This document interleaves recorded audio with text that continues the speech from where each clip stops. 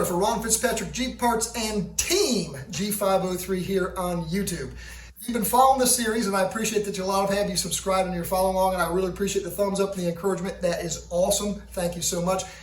We've been working on the wiring harness. So we started from the front there. We've got the wiring harness underneath the tub. I've been working on the tub on a pair of sawhorses in my backyard. I've been doing that since we did all the body work on it.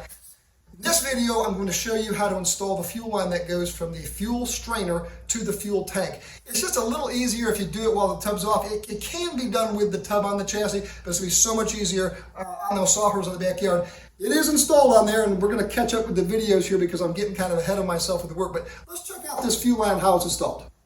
Fuel strainer to fuel tank line is the longest one in the Ron Fitzpatrick Jeep Parts set. If you notice here, it's pre-bent. However, you've got some areas that are tagged that have to be straightened. This is done due to shipping reasons.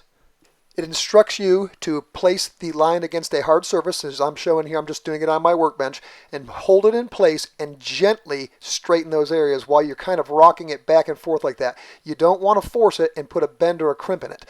I'm just using gentle pressure on both sides, and I'm working the line back and forth as I'm showing you here on the bench. This seems to be the best way to not put a kink in it. If you try to force one side too quickly, you stand a good chance of ruining your line. If you look closely at the far right side where the tag is, there is a bend in there that's supposed to be there. While you're doing this, try not to straighten that part out. Just the area between the two tags is all we're working on. You can hold the back side and continue to push. Again, this is a little difficult to not destroy, but with patience and just light pressure, I can't emphasize that enough, that's how you're going to get that all nice and straightened out. I'm going to leave a little bit of a bend in it because I think I can fit that a little bit better when I actually install the line. Turn the line over and do the exact same thing to the opposite side. This side is a little bit easier as you've got more area to hold onto, or lengths of the legs there, and just get that about as straight as that is. We're ready to go. Don't forget to remove the tags off the line before you install it. The top side of the line that connects to the fuel strainer is located right there in that radius on the passenger side of the firewall. If you look here, you can see how it's pre-bent, and I'm going to kind of go through this. It's kind of difficult to show you the whole line here, but you can kind of get an idea of the ends, what they look like and where they go. This end is the end that connects to your fuel tank, and it's very distinctive. It's just one bend with a fitting on it. Going to install this the way it should go. As you see there, that little end that I just showed you is bent is going to go underneath the tub there, and that's going to come out the hole where your fuel tank is located. That's the location. It looks like it's going to fit pretty well, so I'm going to go ahead now and prepare my fasteners and install it.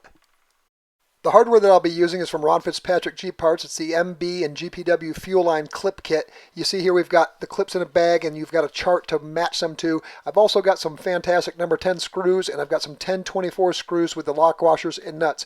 It comes with a diagram that shows you exactly where the clip should go and what size goes where. The fasteners are sold separately, so make sure you order those in addition to the clip set. As you see here, I've taken some blue tape and just covered up the fitting on the end to keep any debris out or have it being damaged when I'm installing it. Most of the fastener locations I'm underneath the tub now are on the hat channels underneath the tub. I'm going to point them out to you here first, and I'll show them closely to you later. It's a little bit difficult to get underneath here with the camera. Step back out in the front here of the tub, and I'll show you where the clips are located. Notice the cloth loom on the line here. Those are where your locations are going to be for your clips. Now those will slide back and forth so you can make adjustments before you tighten it up. And that's that little bend that I was showing you earlier in the video, and then that cloth loom is going to go on the firewall, the last one I showed you. We'll go ahead now and install some of the clips over the cloth loom here. Now the clips are going to be installed so that the legs, I call them, or the tabs, are going to be facing inwards towards the U-shaped pattern of the fuel line. And I'll show you that in a minute when we put it underneath the tub. For the time being though, now we're just going to go ahead and clip those on and just squeeze them a little bit tight with our hands. We can do our adjusting later as you'll be able to slide that cloth loom back and forth as I mentioned earlier. Also, I should mention that the flat side, or the side that's not crimped, also goes towards the upper side of the tub. So when you orient those on your fuel line, make sure you've got those the correct way as I'm showing you here. You can judge the up way by the short end there of the fuel line where it goes into the fuel tank. I'm going to place the fuel line into position here, and then I'm going to hold it, and then I'm going to put two about 6 to 8 inch long pieces of blue tape. It seems to be the width that you would need to hold this up while you can crawl underneath there and put those clips on and fasten them. If you had a helper, now would be a good time for them to hold that right there. Okay, so the first place we're going to start is right here at the opening where the fuel tank opening comes to the bottom. Here, there again with the clips, I'm showing you there how the flat leg goes up against the top, and the clip there also faces the inside of the U. Notice I'm using the number 10. I believe there's zinc coated screws, but they fasten the clips into the hat channel. There are 3 clips underneath the tub, and the last one goes up here on the front by the hatch channel just before it exits out to the firewall. I'll show you really quick here where that little bend is. Keep following that little bend. It becomes important when you're installing this. All right, let's start back from the fuel tank area. There's the first clip. There's a second clip that's on the center cross member. Then it rides up to the front cross member and then out the front here. Notice the 2 holes here on the bottom. Those are for the filterette. That's where my 1024 by inch long screw is going to go. I'm going to give you a still shot of it here so you can see exactly where it's located. Slide the last piece of the cloth loom to about the center of that screw, and then we're going to go ahead and install our last clip. Now this clip is installed with the legs facing towards the driver's side, and we'll get it all lined up there, and then we'll squeeze it together and we'll attach it with the lock washer and the nut. If you're like me, I find these smaller fasteners to be a bit cumbersome.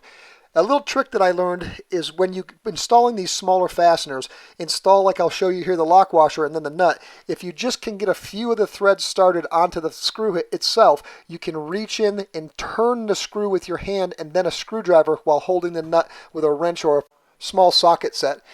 After you get this all snugged up and tight, we're just about done here. I'll get underneath the Jeep one more time and show you from front to back how this looks when it's finished. We'll start at the top where the fuel strainer would be, and then we'll work our way back to the hole in the tub where the fuel tank would go. Here you see the clips and all the fasteners. We've got one there on the front hat channel, and then 2 across the middle hat channel, and then we wind up in that hole where the gas tank fitting protrudes. At this point, I'm going to call the tub ready to install. And I will call that tub ready to install, and I got really excited that day. Like I said, I'm a couple of videos behind. The next video I'm going to show you is when we actually put the tub onto the chassis. That was a lot of fun and very exciting. And I'll call it a monumental moment or a very pivotal moment in the build. If you'd like to follow along what we're doing with the Team G503 build, you can do so by hitting that subscribe button down there and also click that little bell so it'll notify you the next time we release videos.